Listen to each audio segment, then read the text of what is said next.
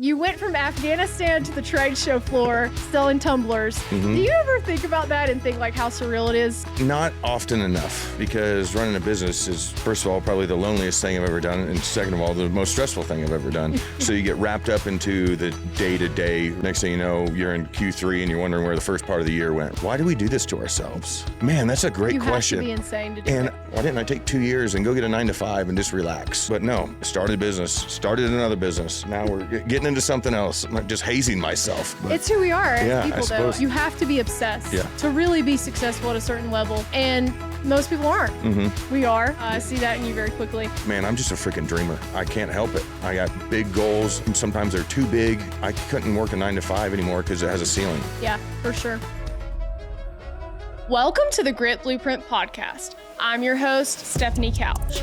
This is the spot where leaders talk about the stories, strategies, and systems that win in the building industry. We unpack how leaders and brands build their reputations and become unmistakable. Welcome to the Grit Blueprint Podcast. I'm your host, Stephanie Couch, and I'm excited today to be coming to you live from the show floor at Do It Best Spring Market here in Denver, Colorado. And I'm here with my guest, Sam Mackey. Welcome to the show. Thanks for having me. I really appreciate it. I'm pumped up about this interview. So you have an amazing background, and I'm going to read your intro because it's so amazing that I have to read it here. You actually went from juvenile hall and house arrest to 20 years in the Navy SEAL teams. And now you are actually running a business. You're the CEO of Outsider, a lifestyle outdoor brand, and you actually co-own it with former NFL quarterback Jay Cutler. You were a sniper in SEAL Team 8, deployed in multiple places. You have a bachelor's in organizational leadership, a master's in strategic leadership, and you fell out of buds, but then came back and made it through. And you actually are one of the grittiest people, I think, backstory-wise, that I've interviewed. So I'm really excited about this because the Grit Blueprint is all about that, but you take it to a whole different level. So out of those 20 years of special operations lessons, now you're building a brand and a company from the ground up. And you're here today because you're exhibiting and you have a brand new product, the Everyday Tumbler 40 ounce with an amazing rotating handle, which I have right here on the show, engraved in my color pink. So thank you, Sam, for this. Really cool. And it's got an amazing rotating handle. So you could put it on your boat handle or boat steering wheel. You could do a lot of things with this. I'm really excited for people to see this product. So welcome to the show. Well, thanks for having me, and thanks for all the juice. You know, now I feel good about myself when you when you sum it all up there. But you can give me a $20 bill later. Don't worry. I appreciate it. You're hired. Well, you're here at the market, and I know this is your second market. Yes, ma'am. You went from Afghanistan to the trade show floor selling tumblers. Do you ever think about that and think like how surreal it is to where you've come and what you're doing now? You know, not often enough, right? Because running a business is, you know, first of all, probably the loneliest thing I've ever done, and second of all, the most stressful thing I've ever done. So you get wrapped up into the day-to-day, right? Then days just bleed together, weeks bleed together. Next thing you know, you're in Q3 and you're wondering where the first part of the year went, right? And I think that's very common for business owners. But it really hit home earlier on in the school year. This year, I got 3 little girls that are a lot of my life. And my middle daughter, Josie, she's a little firecracker. And she came home and said something to this effect. She's like, "Dad, my teacher Googled you." I'm like, "Well, why is that?" And she's like, "Well, I told her what you do." I said, "Well, what'd you tell her?" And she goes, "Well, I told her you used to shoot bad guys and now you sell cups." And she didn't know what that meant. So she looked you up and now she knows. Like some big story she was I'm telling. like, so, I mean, there's nothing more pure and honest than a child. That's right? hilarious. And, from shooting bad guys to selling cups. Yeah. And that's the title of this podcast, I think. I said, "Well, you're not wrong," Yeah. right? And when you look at it like that, it sounds a little awkward. And I would Google it too, but it did make me, reflect. And the way I look at it is, I was a Navy SEAL. I'm not, not anymore. That train moves so fast, and I jumped off it a couple years ago. So I'm proud of my time, but I don't, that's not how I identify anymore. Sure, right? Absolutely. And so now, I'm in business. I try to, that's what I want to be known for is, creating 100%. A brand, and hopefully it becomes a household name. And that's what I want to be known for. Because look back, my kids aren't going to remember my service, Yeah. And they were too young when I retired. So I want them to remember it and remember all the awesome, amazing human beings that were some of my dear friends that lost their lives and keep their memories alive, and things of that nature. But yeah, I now I'm just 100% focused on business. Well, you said something that I want to go back to. My husband and I talk about this a lot, how stressful and how lonely and how hard it is to understand the things you go through as an entrepreneur unless you're pretty much in the arena. Yep. You said it's the most stressful thing you've ever done. Being an entrepreneur was more stressful than being a Navy SEAL. I would say my most stressful time in the SEAL teams was sniper school, because I was a new guy, and it's a very coveted school, and I was able to go to it, and I didn't want to fail out, and so that was, looking back, like that. That's the most stressful time that I remember. Really doesn't hold a candle to running a business. Well, that makes me feel a little better about how we feel about it. Yeah. It's just such an interesting thing because you have a team of people, we have a team. It is a lot of stress to think about keeping their mouths fed and making sure they're happy. How do you handle that? I mean, building a team is different when it's on your shoulders. It has been for me anyway. So I've always been infatuated with leadership and team building and the culture. So I just put my organization first, and then employees, shortly right thereafter, right? Because you can't, but you really can't have one without the other. So, it's not necessarily in that order, right? Because if you don't take care of your employees, they won't take care of you, and then they won't take care of your business, right? Yeah. So I just try to make the best culture I can, empower my employees as much as I humanly can, and trust them and listen to them, and make them feel like they have an extreme amount of ownership in our organization, and that's really all you can do. Yeah, right? Extreme ownership is one of our core values in our company because it's just so important, and you can't replace that part of people if they don't take ownership for things. Yep, it's just huge. Well, I want to ask you. You've said before that the Special Forces is an ideal breeding ground for entrepreneurs. And I want to hear your take on that. But what about the flip side? Like, what did you have to unlearn when you started running a company? So the teams is a very aggressive place to work, right? And there's times where fighting is completely socially acceptable, right? And the way you handle contingencies with urgency, you cannot do in the workplace, right? In this workplace, so I've had to unlearn, say, a little bit of my, I want it done and I want it done now. Yeah. Right. And that urgency, because that only translates for the most part to the military. Right. And I've had to unlearn that, and I've had to learn to take more time, be more methodical, explain the why a lot more, and be more diplomatic. And in doing so, it's actually made me a better person. Yeah, that's really cool. And I'm sure you did all this leadership development in college and your master's and stuff. I'm sure a lot of that, but I just feel like there's not a whole lot of supplement that could be as good as on the job. Like, you're just figuring it out as you go. Like, what's happening? I don't know. I've got to figure this out. I've never done this before. I mean, every day I wake up and I'm like, I don't know what I'm doing, and neither does anyone else around us. That's the thing. My corporate job where I remember very specifically, because I was working for a really big company for about 10 years, and I used to look up at the leadership. It's a pretty flat organization, but maybe 3 or 4 letters above me, and think like, they've got it all figured out. They just don't want to share it with me. Like, they don't want to let me behind the curtain. They have this master plan, and I think they had a little bit of a plan, but the moment I figured out, like, nope. They're just figuring it out just like me. It was some sort of calm over me. Like, well, at least it's not just me.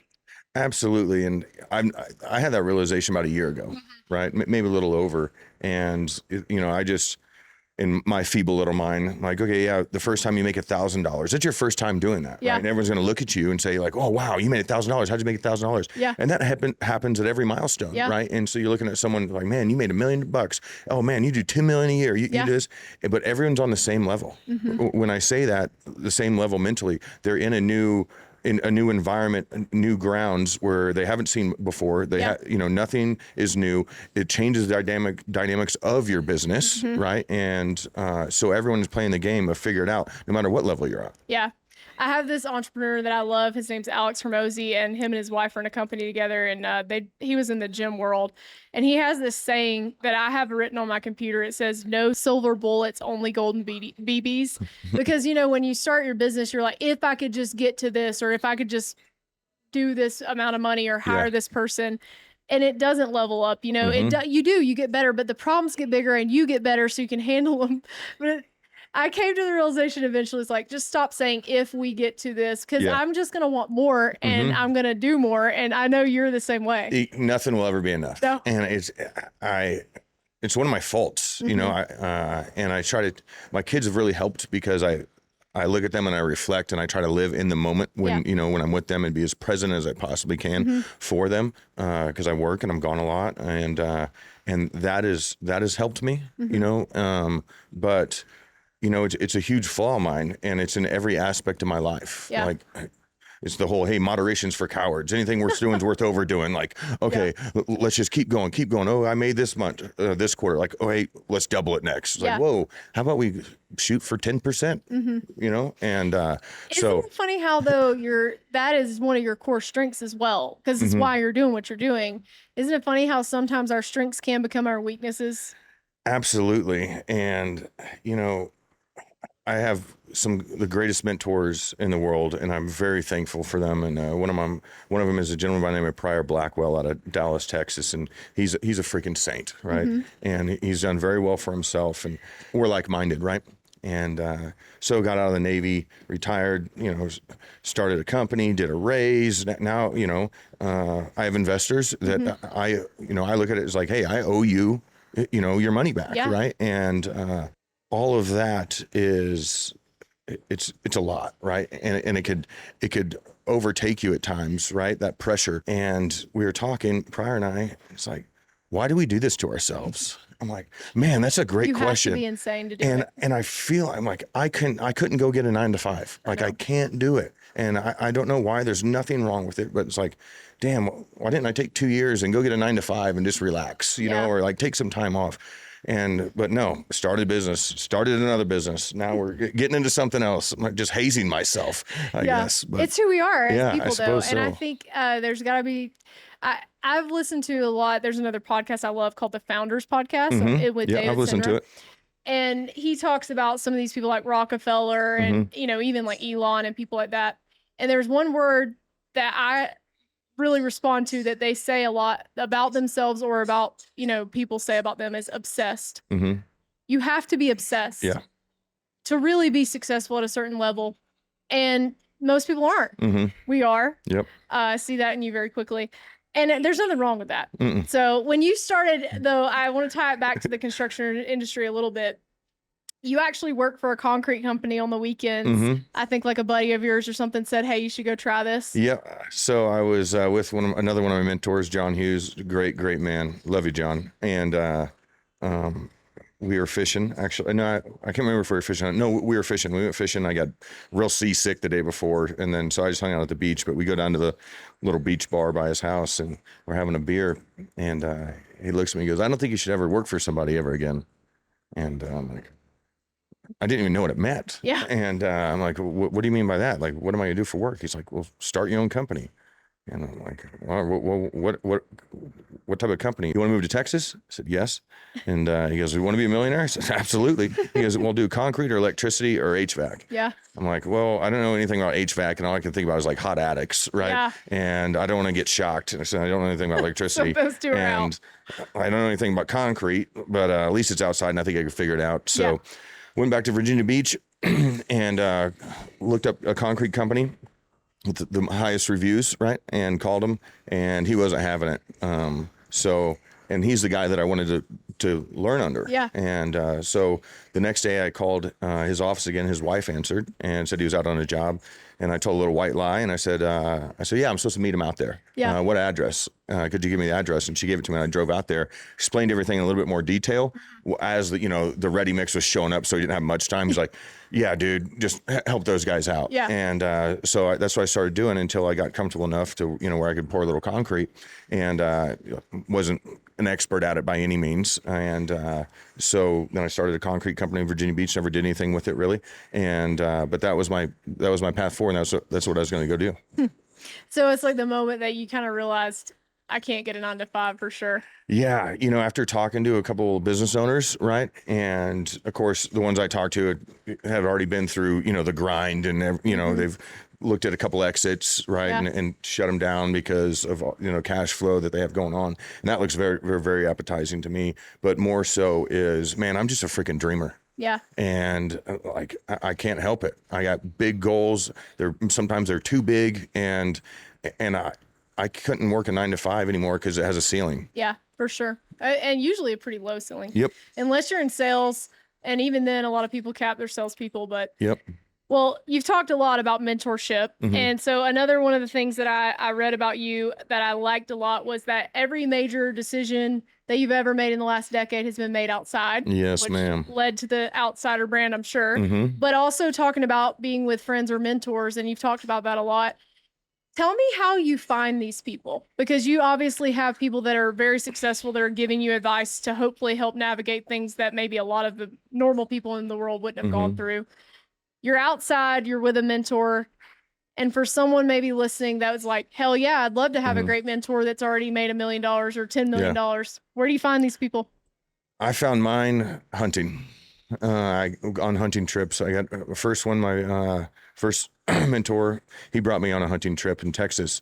And the first one he brought me on, I think, was with a gentleman named Pryor Blackwell that I mentioned before. And since then, I started going to hang out with Pryor every year. And then, I mean, this is 15 years ago or more. Yeah. And he became one of my dear friends. And I haven't thought about this, but Morgan also, on another hunting trip, introduced me to John Hughes. Okay. And so I say those are the two main mentors that I have. And then now I seek them. So I'll hear about somebody, I'll meet somebody, I'll learn their background, I'll get to know them a little bit. Yeah. And then I will just ask, hey, will you be my mentor? I can't have enough. And I like your personality. I like your work ethic. I like who you are as a person. I like, your selflessness. I like your humility, and you are, I see you helping everybody. So I'm just going to come out and ask, like, man, will you be my mentor? And when you ask the question, it does something to our brains, right? It puts on a sense of ownership and responsibility for the mentor and for the mentee. Yeah. And because if they give you some advice, or tell you to do something or guide you in a direction, and you don't, adhere to it or listen to it, or at least have a conversation and explain the why, then you're kind of blowing them off. And, that's disrespectful. So I like the ask. I like the ask. And I think that's the core thing that I would say for a young person that's looking to do something, not just get a mentor, but in general, if you never ask, you are guaranteed not going to get it. Yep. You might still get a no, but then you don't just ask once. You have to be persistent as hell to get what you want in life. And I think that's the thing, like going back to your story, you could have just said after one time, like, okay, well, I'm not going to make it. Yep. I washed out, whatever, got hurt, whatever happened. It doesn't matter. There's so many times in life where you're going to fail. And I mean, God, entrepreneurship is like a doctorate degree in failure every single day. It's like, how can I suck so bad at so many things all at the same time? And it's really because when you're a high achiever and I mean, yes, of course we've all experienced failure, but like, oh, well, okay, in a normal job, you're an A player. Yep. Then you come into this and it's like, holy crap. Yeah. I'm like run of the mill at the best some days. And all the different skill sets you have to learn, or at least have a extremely knowledgeable, working relationship with that skill set, right? Yeah. And it's just a lot. Yeah. It's a lot. This episode of the Grit Blueprint podcast was sponsored by Do It Best Group. Do It Best Group is the largest co-op in the world, and they help independent hardware and lumber yards all over North America win. Do It Best offers services, products, and people that can help you win long term. They are the champion of independence. Well, I want to talk a little bit about Outsider. I know you've talked a lot about, the outdoors and all of those things, but your tagline I love, get outside, be bold, and live free. Tell me about that. What is the meaning of that, and what does it mean to you personally? So get outside, right? And there's been an immense amount of research of what being in the outdoors, does to you physiologically, right? And how healthy it is. So folks can go, research that on their own. But what it does for me is it allows me to be present, right? And with my surroundings, and, you know, and really do some reflection about what I'm grateful for, what I need to work on, right? And it gives me a sense of clarity, right? And I actually call it tree stand therapy. And I don't care if you're not even a hunter. Let's take a bottle of wine and a charcuterie board to the tree stand, no guns, and let's just be quiet and watch the woods come alive, or watch the day unwind, right? For an evening hunt. And you never know what you're going to see. And it's, man, that's church. Yeah, I agree. We live in the North Georgia mountains. So right at the head of the Appalachian Trail, there's world-class trout fishing there. So I don't know if you like to fish, but it's an amazing place. And sometimes we just go out. We have this little trail behind our house and go sit by this little creek. And I just sit there and just think. And I do the same thing, like best thinking, just don't take my phone, just leave everything. And there's something magical about trees. I feel like really connected to trees. When I was in Texas, I lived in Dallas for a little while, and they don't have big trees there. They have like short trees there. I miss the trees. Yeah, there's something magical about that when you grow up around them. So I totally agree with that. And for somebody maybe that doesn't get that, just go walk for 15 minutes. You don't have to be like out in the middle of nowhere. You could just get out. Absolutely. And, you know, I say this to people all the time, like, I'm not asking you to go be an ice climber or a base jumper or go skydiving or go do some crazy hike. Just go on a trail hike, you know, or go to the park, right? Start small, go on a 15-minute walk, you know, and to answer the latter part of that question, the be bold and, you know, live free. The be bold really for me, you know, is twofold, right? Hey, be bold, be confident with who you are. But, and it also means like, hey, don't care about what other people think. You know, be bold, make good decisions, and you know, be a confident human being and follow your gut, right? And to live free, man. We live in the greatest nation on the face of this earth, and enjoy it, right? Be respectful to it, and respectful to others in it, and just go be bold and live free and get outside. I love it. That's our message. Yeah, that's great. Well, you have built this amazing brand. You've got a lot of great products, which you're actually selling here to independent dealers all over the U.S. There's going to be a lot of people here this weekend, and I hope you sell a lot of cups. Well, thank you. We're very excited. We love our relationship with Do It Best and True Value. Yeah, absolutely. And they have the best members. I did an engagement earlier this morning, and just, man, like these people are just the heart of America, the people running these stores. So I want to talk a little bit about the new cup. Okay. Because we have it. So tell me about it. And tell me what inspired this. And there are a lot of cups out there. So I'm going to ask you to put your salesman hat on a little bit. So there's a million different things that you could buy to drink your drinks out of. Why Outsider? Why this everyday tumbler? So our drinkware is cool, you know, but what's cooler than that is our mission, you know. So we have partnered with the Navy SEAL Foundation and more specifically the Gold Star Wives and Gold Star Families line of accounting. So we donate a portion of proceeds to the Navy SEAL Foundation that go directly to the Gold Star families of Naval Special Warfare. And these are, you know, the families that lost a service member and widows of SEALs. So that's near and dear to my heart. You know, at Outsider, we do annual Gold Star Wives hunts, and we live the life, and we try to encourage others to live the life. So we always have, you know, 3 to 5 Gold Star Wives down and go hunting, shoot skeet, and just really to get as much tree stand therapy in as we've could over the course of that weekend. And so that's what I'm most proud of. And anything we could do for these families that have, you know, their loved ones paid the ultimate sacrifice or the ultimate price, right? Anything we could do for them is what I want to do. But you know, the vehicle we use to give back is our drinkware, and we do have some pretty cool freaking drinkwares. And so this one was inspired by our 17-ounce AM coffee mug, and with the turning handle, because for that unit, the handle goes from the 6 o'clock to the 3 o'clock or the 9, so it fits in your cup holder. Yep. And we had a lot of requests for bigger pieces of drinkware, like a 40-ounce, you know, and because a lot of other brands are making them.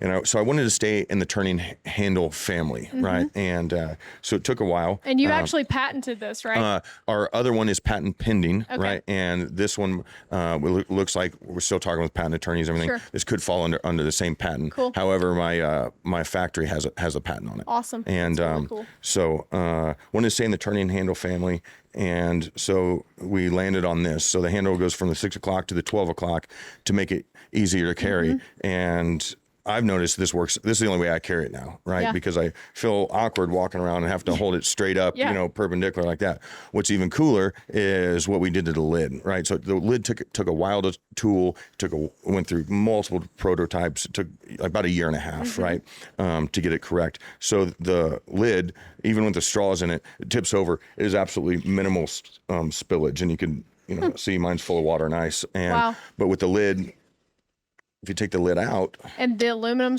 straw, it's not. yep. Yeah, I didn't want to do plastic, Yeah. just so I can get cut out as least plastic and microplastics I possibly can. So I went with a stainless steel straw.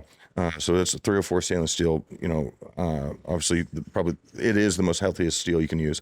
And then when there's no lid, it's completely waterproof, so you can throw it in your backpack, right? Super and no other 40-ounce tumbler that I know is doing that. Well, so I'm sold. I've already got one with my name on it. So you already sold me. Yes, ma'am. I love it. Well, and you can personalize these as you see here. You have multiple colors. So if someone's looking for a new, these are great gifts. I'm going to get some for my team and then also for some of my family members that I know will love them. So they're going to be online. And also if you're, you know, a Do It Best or True Value member, you can get it for your store to sell all your customers these amazing products. Absolutely. And one thing I've noticed with the everyday, and now that I've been carrying one about 2 weeks now, is I drink more water than I ever have in my life. Yeah. You know, and well, my and I husband's feel better. always trying to get me to drink water. It's a real impossible task. So maybe you'll help him do his impossible dream. He's a dreamer too. He just wants me to drink more than like 2 ounces of water a day.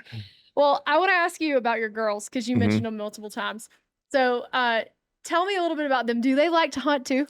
So, great question. The one thing I never want to do is take them hunting and make it a bad experience. Yeah. So they'll come hunting with me. And the first time they came hunting with me, it was actually my middle daughter. And she came because I think she felt bad for me, to be completely honest, because her sister said no. And me and her have a real special relationship. And so she came with me, and, you know, we're sitting there, and my wife packed her tons of snacks. And of course, they're like, she did a great job packing snacks, but she didn't think about the noise. The loud yeah, snacks. right. Yeah. And so she's opening bags and then dropping binos and, you know, and everything. And then that goes on for like 30, You're 40 like minutes. every animal within 20 miles knows we're here. I'm like, it's going to have to come out real far away. And I think we were bow hunting. So I'm like, maybe we should come back during rifle season, sit on a bigger field, you know, have the deer further away. Yeah. But we had fun. We played games and, you know, wasn't really worried about, like, hey, you're breaking the rules. I didn't want to yell at her a lot. Yeah. Like, hey, you got to be quiet. But I was whispering and I was calm. So, you know, that induced that feeling on her. Yeah. But then after about an hour, she's like, hey, I'm ready to leave. So I'm like, all right, let's leave. Right. Yeah. And, however, this last summer, we go up to Minnesota and to go fishing. And I told my daughter, like, hey, the fish bite the best first thing in the morning and in the evening, because we got there and it was the evening time. We were fishing off the dock. And me and my father-in-law stay up that night and had a little bourbon. And I go to bed, and I don't know, about 5:40 in the morning, I feel a tap on my shoulder. And I look up, and it's my oldest daughter. And she goes, Dad, do you want to go fishing? I said, absolutely. That's so and sweet. so that's our thing now. And when we went to Montana after that, and I told her about the elk and, you know, and the deer, just like the fish.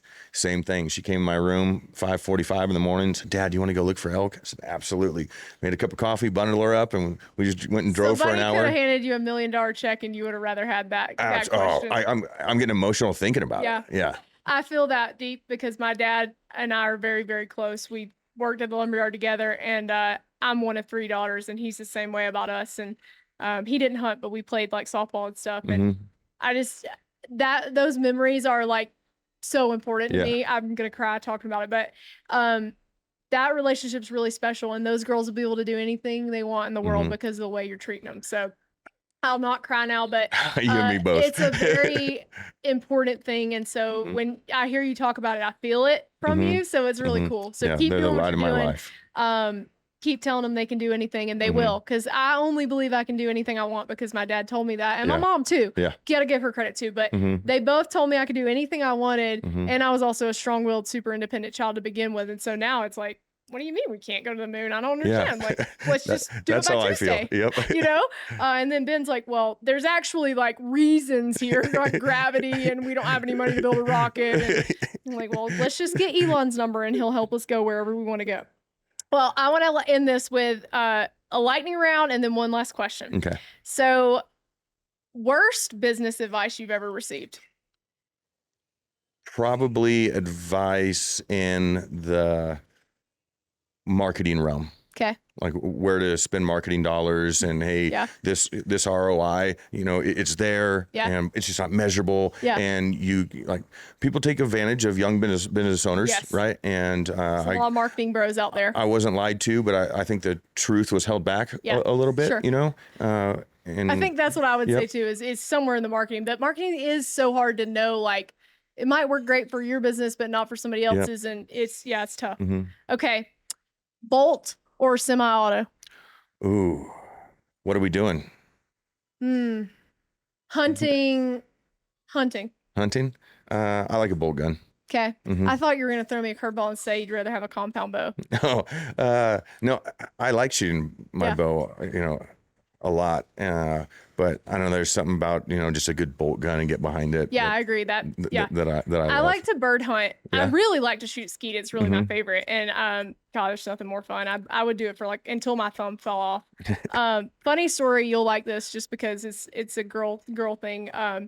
I haven't told this story very often because I was like, if told when this happened, I was like, if you repeat this to anyone, I swear to God, I'll kill you myself with the gun. So the first time I worked at this company for like 10 years, right? And hunting was the thing they did. Like, that's Okay. where they took all their customers, Mhm. the building industry, big hunting group. So I finally get invited on a quail hunting trip in Atlanta. And one of my sales guys, he's one of my favorite people in my life. And he's taken me, and we're hunting it's just me and him and this older guy that's about to retire. And he's been doing it for like 50 years, right?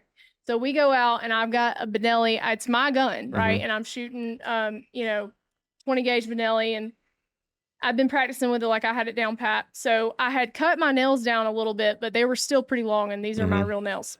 So I'm loading it, shooting, everything's going great, right? Third shell I load in one time, and I try to pull my finger out. Finger's not coming out. And so I'm like, okay, take a deep breath. Don't freak out. My finger's literally stuck in this gun, and like my nail is in this weird predicament of like the shell's in there and it's Mhm. clipped. So I just looked at them and I said, boys, and they're like, yeah. I said, just a little bit of a problem here that my thumb's about to get cut off by this gun and I can't get it out. And he's like, well, I've been hunting a long time and I never heard that one before. And so he had to disassemble my shotgun on my finger to get it off. And I looked at them and I said, we will never speak of this, boys. And we kept hunting, but it was a funny moment. And so ever since then, I'm like, well, if I'm going to go do this again, I got to make sure these things are not too long because they are not hunting friendly. I have not heard of that either. Well, here I am.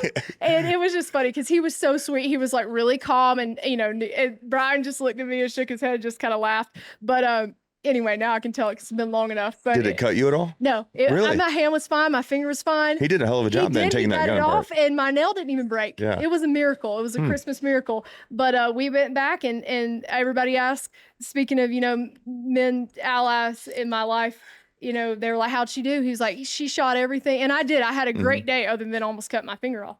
He's like, everything that flew in the sky, she shot it down and didn't say a word about it. So, Brian, if you're watching this, I love you. And thanks for protecting my honor so that they invited me back on another trip. Just a good dude move. Yes, for sure. All right, last question.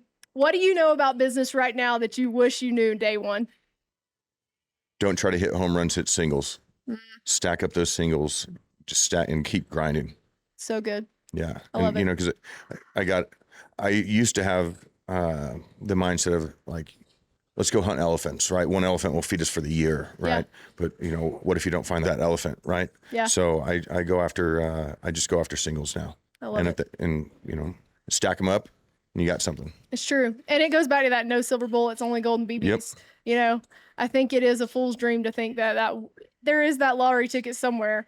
But it's a lot more likely that you're just going to hit it by doing what you just said. And no one's going to do it for you. No. And you can, I'm going to get in this deal. I'm going to do this collaboration. I'm going to do this with this person. And like, if it's going to take our business here, Yeah. nothing will move the needle besides you. It's funny that you say that because we talk about that all the time, Ben and I. And it really is true.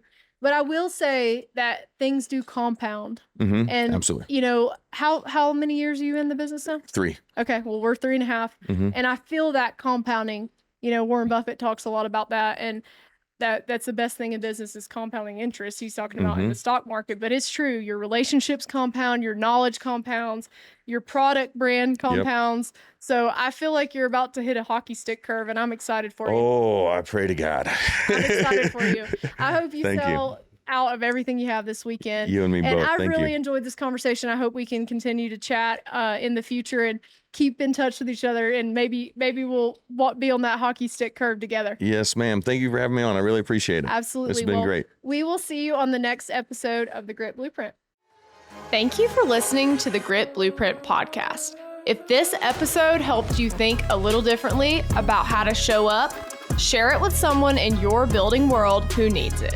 If you're ready to turn visibility into growth, then head to gritblueprint.com to learn more and book a call to talk to us about your growth strategy. Until next time, stay unmistakable.